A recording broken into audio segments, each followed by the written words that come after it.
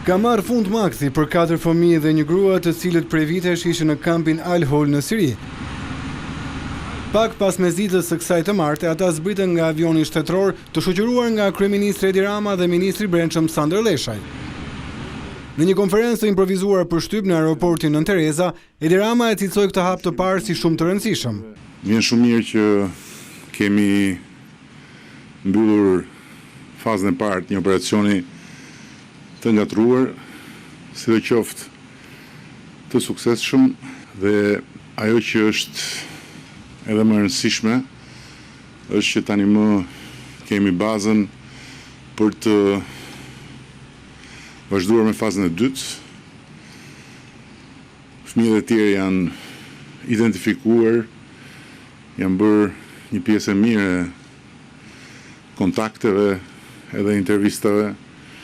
dhe besoj që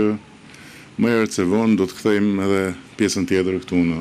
Shqipëri. E për këta persona të kthyer nga lufta, Rama siguroi se janë marrë të gjitha masat për integrimin e tyre. Faktikisht e kemi përgatitur strukturën e posaçme prej disa kohësh, prej disa javësh, mund të them, sepse vendimi për të hyrë në territor është marrë në momentin e duhur, por sidoqoftë ne do të ishim gati qysh më parë dhe struktura është gati,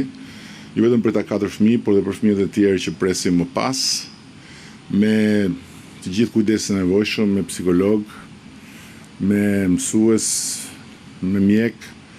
dhe sigurisht që do të bashkëpunohet me të afërmit, do të shikohet e curia e këtyre fëmijëve, do të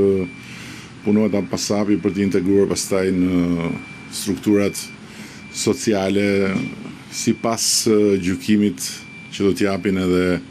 mjekët dhe psikologët. Të hënën u finalizua me sukses operacioni drejtuar nga forcat libaneze dhe gjysmë hëna e kuqe e Sirisë, të cilët arritën që të nxirrnin nga kampi 5 shqiptarët.